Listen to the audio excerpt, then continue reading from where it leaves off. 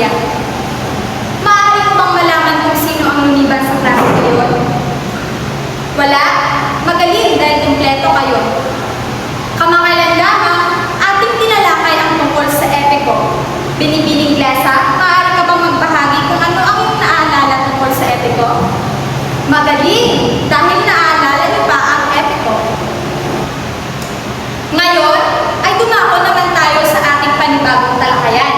Pero bago iyan, alamin muna natin kung anong layunin na siyang inaasahan na makamit. Pagkatapos ng mga gawain, ay inaasahang makamit ang mga sumusunod na layunin na ilalarawan ang damdamin ng isang tauhan sa kwentong napakinggan. Bago tayo tumungo sa ating formal na talakayan ngayong araw, ay may inihanda muna akong munting paganyak para sa inyong hulaan bilang pangpukaw diwa bago tayo magsimula sa ating diskusyon. Handa na ba kayo? Hulaan mo. Panuto. Magpapakita lamang ako ng mga larawang hulaan ninyo kung sino at ano ito. Sa palagay ninyo, saang lugar kaya ang nasa larawang ito? Tama! Sa pangalawang larawang ito, ano ang nakikita ninyo? Tama! Magaling! May napansin ba kayo sa ating sinagawang paganyak?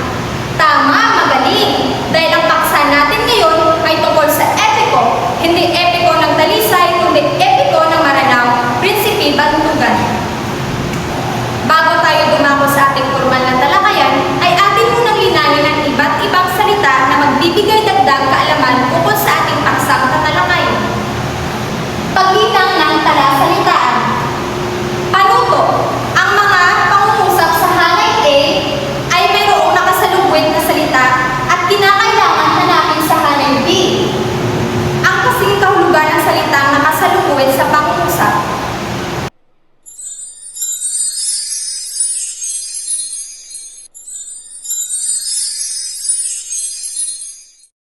Bantugan, epiko mula sa Mindanao. Si Prinsipe Bantugan ay kilala sa kaniyang kahariang Bumbaran dahil sa mga naipanalo niyang mga labanan. Siya ay sagisag ng tapang at kakisigan. Si Prinsipe Bantugan ay sikat din sa mga dalaga. Sinasabing naligawan na niya ang 50 pinakamagandang prinsesa sa mundo. Kilalanin natin ang ilang mga tauhan sa epiko. Si Haring Madali, ang kapatid ni Prinsipe Bantugan. Si Datimbang, ang prinsesa sa kaharian ng gitna ng dagat. Si Haring Miskuyaw, ang hari ng kalabang grupo. Ang epikong mula sa Mindanao. Bantugan. Sa malayong kaharian ng Mindanao ay may isang hari na may 2 anak na lalaki. Si Prinsipe Madali, ang panganay, at si Prinsipe Bantugan, ang bunso. Ang bunso, sa kaniyang murang edad, ay nagpakita na ng higit na kagalingan kaysa sa kaniyang panganay na kapatid. Hangang-hanga ang kaniyang guro kay Prinsipe Bantugan dahil sa kaniyang talino at bilis sa pagkatuto. Mahusay rin siya sa paggamit ng espada at palaso. Nang mamatay ang kanilang amang hari, si Prinsipe Madali ang hinirang na bagong hari ng Bumbaran. Marami sa mga namumuno sa kaharian ang tutol dito, maging ang mga taong bayan. Subalit si Prinsipe Bantugan na mismo ang nagsabing karapat-dapat ang kaniyang kapatid na panganay na maging bagong hari, sapagkat taglay nito ang kakayahan upang maghari sa kanila dahil pinag-aralan niya ito at pinaghandaan. At dito na nagsimula ang kasaysayan ni Prinsipe Bantugan. Ang kaharian ng Bumbaran ay pinamunuan nga ni Haring Madali. Walang mga has na makipagdigmaan sa Bumbaran dahil sa katapangan ng kanyang nakababatang kapatid na si Prinsipe Bantugan. Bukod sa pagiging matapang, siya pa rin ang naghahari at namamayani sa puso ng maraming kadalagahan. Dahil sa mga kadahilanang ito ay nainggit sa kanya si Haring Madali at nagpalabas siya ng isang kautusan. Mula ngayon, ang sinumang makitang makikipag-usap sa aking nakababatang kapatid na si Bantugan ay parurusahan ko ng kamatayan. Ang pagbabanta ni Haring Madali sa kaniyang mga nasasakupan. Nang malaman ito ni Bantugan, siya ay labis na nagdamdam, lalo na nang layuan siya ng mga taong minamahal at mga taong bayan, maging ng mga kababaihang kanyang minamahal, sa takot na sila ay mamatay. Bakit ang damdamin sa akin ng kapatid kong hari? Kung ituring niya ako ay parang hindi isang tunay na kapatid. Mabuti pang umalis na lamang ako rito. Ang paghihinagpis ni Bantugan. Naglakbay siya kung saan-saan at dahil sa matinding pagod, siya ay nagkasakit hanggang sa abutin ng kamatayan sa pintuan ng palasyo ng kaharian ng lupaing nasa pagitan ng dalawang dagat. Nang matagpuan siya ni Prinsesa Datimbang at ng kapatid nitong hari, sila ay nagulumihanan sapagkat hindi nila kilala si Bantugan. Aking kapatid na hari, ano ang gagawin natin sa taong ito? Sino at saan siya nagmula? Ang naguguluhang usisa ng magkapatid. Tinawag ng dalawa ang konseho upang isangguni kung ano ang dapat nilang gawin. Sa palagay ninyo mga konseho, ano ang dapat nating gawin sa taong ito? Ang tanong ng magkapatid. Habang sila ay nag-uusap, isang loro ang dumating sa bulwagan. Mahal na hari, mahal na prinsipe at konseho, ang bangkay na ito ay ang mabuting Prinsipe Bantugan ng kaharian ng Bumbaran. Ang wika ng loro. Nang magbalik ang loro sa Bumbaran, ay ibinalita niya kay Haring Madali ang pagkamatay ni Bantugan.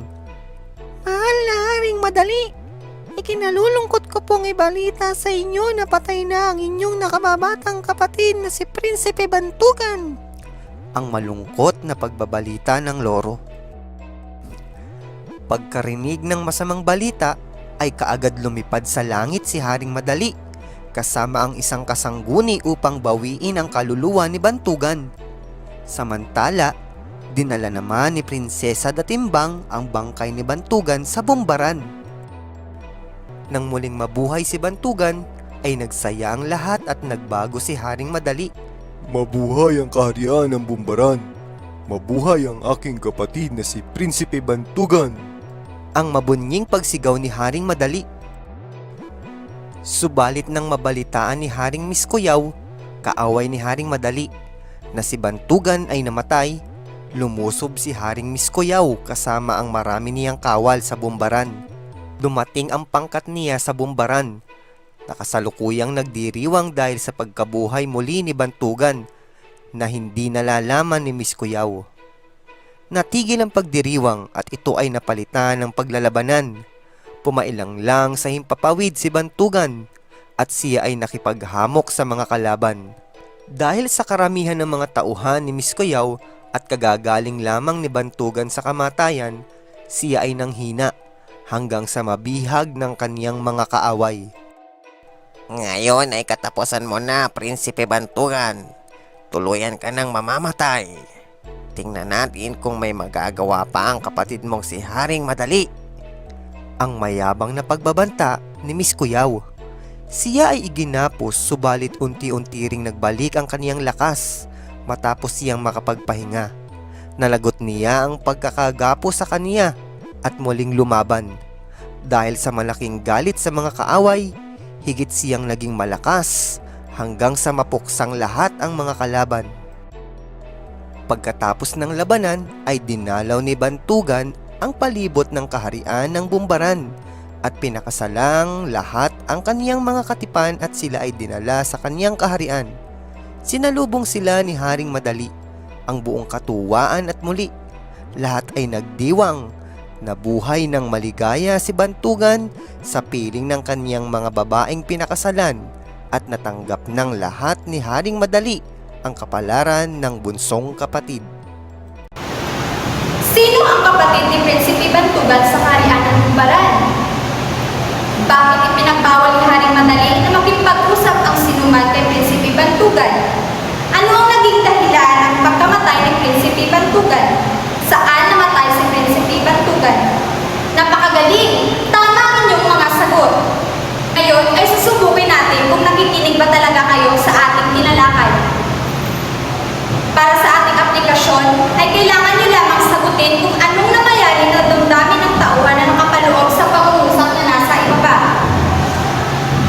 Matapos maligtas ni Bantugan ang kaharian ng Bumbaran, nagdiwang ang buong kaharian na nagpapakita ng halaga ng pagsasama at kasiyahan sa mga tagumpay. Batay sa pangungusap na inyong binasa, ano sa tingin ninyo ang nangyayari na damdamin ng tauhan? Tama! Magaling! Si Haring Madali ay nagutos na ipagbabawal ang pakikipag-usap kay Prinsipe Bantugan na nagpapakita ng kanyang kapangyarihan at kontrol. Sa palagay ninyo, ano ang damdamin ng tauhan na namayani dito? Tama! Magaling! Ang kwentong ito ay nagsisilbing alaala na ang inggit ay dapat iwasan at ang pagmamahal sa pamilya at pagkakaibigan ay higit na mahalaga. Ipinapakita rin nito ang mga kagandahan ng pagkakaisa sa kabila ng mga pagsubok. Sa huli, ang kwento ni Prinsipe Bantugan ay isang kwento ng pag-asa, pagbabago at pagmamahalan sa kabila ng mga pagsubok sa buhay. Sa puntong ito ay sasagutan ninyo ang maikling pagtataya na aking inihanda sa loob ng 3 minuto. Basahin ang panuto ng sabay-sabay. Naintindihan niyo ba ang panuto? Maaari mo nang simulan ang pagsagot sa papel. Pagkatapos ng pagsagot, ipasa sa unahan at ako na lamang ang magwawasto. Maraming salamat.